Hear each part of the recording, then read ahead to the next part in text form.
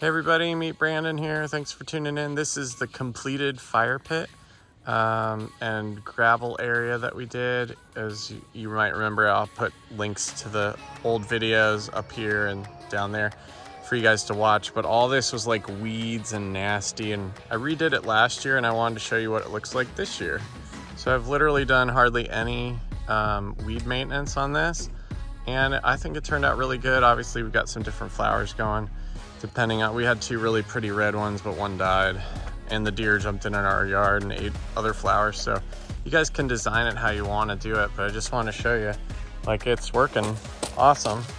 And sitting around the fire is pretty epic. You can see we've already had a fire. So I just want to say all this hard work was well worth it, and I hope you like these videos, and hit subscribe, hit thumbs up if you like them, and stay tuned for more great content. Thanks so much.